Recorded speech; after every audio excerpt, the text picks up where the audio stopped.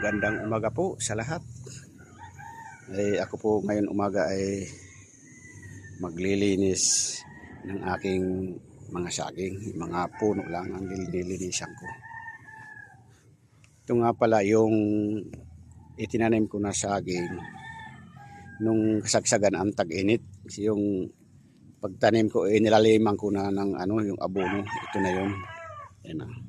Ang ganda ng tubo kasi automatic na nakatikim sila ng abono.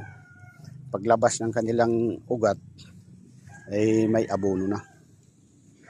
Ayun nga lang, medyo ang bilis lumaki ng damo gawa nung nag-uulan-ulan na talaga eh. Kaya ngayon linilinisan ko na yung mga puno nila.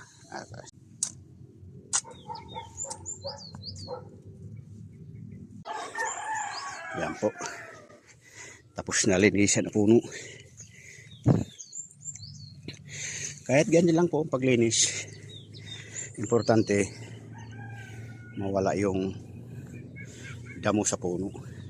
Yan, napakaganda ng tubuan niya.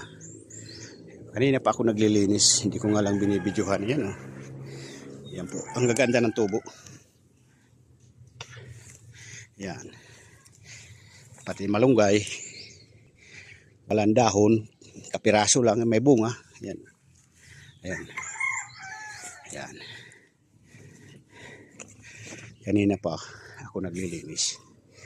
Halo-halo lang nandito eh ng mga tanim ko. Malunggay na naman. Yan, may ubi. Yan. Yan, ang bunga ng malunggay po.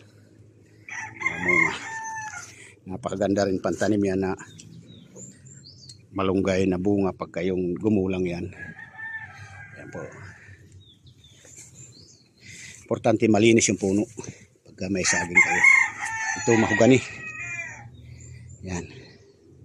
Tama yung pagtanim ko ng mahogani. Kung may pader ang pagtataniman nyo, kailangan mga 3 meters o mahigit 3 meters ang pagtatanim kasi lumalaki ang ugat niyan.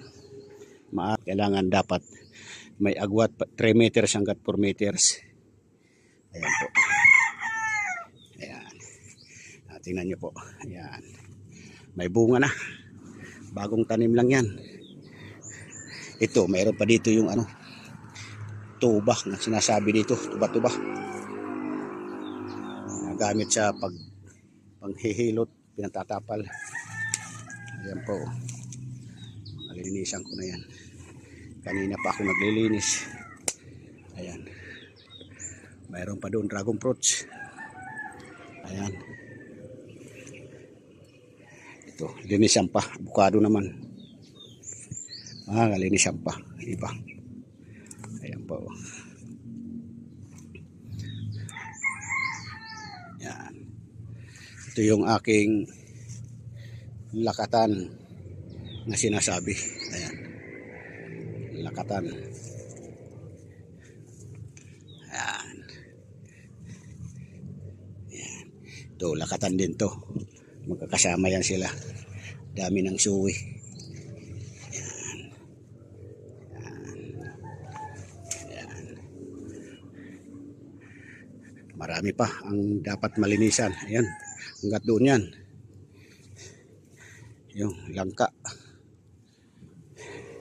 Linisan. Marami pa ang hindi nalilinisan.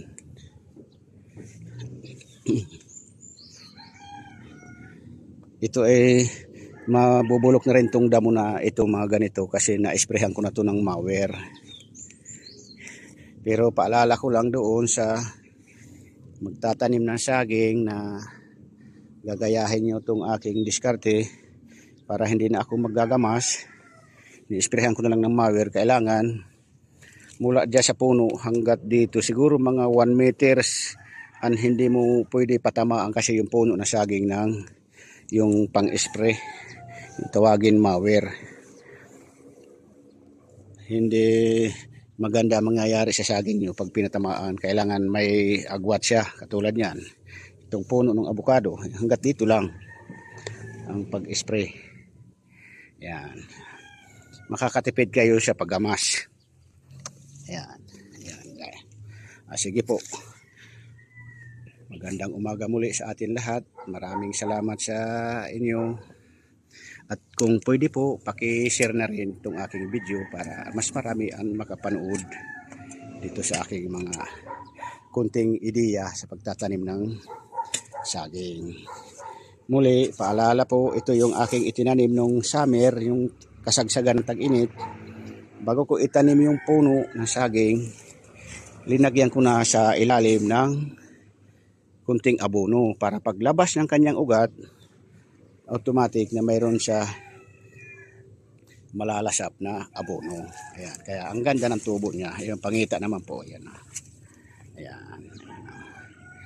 Ang ganda ng tubuan nila kasi may abono na kagad.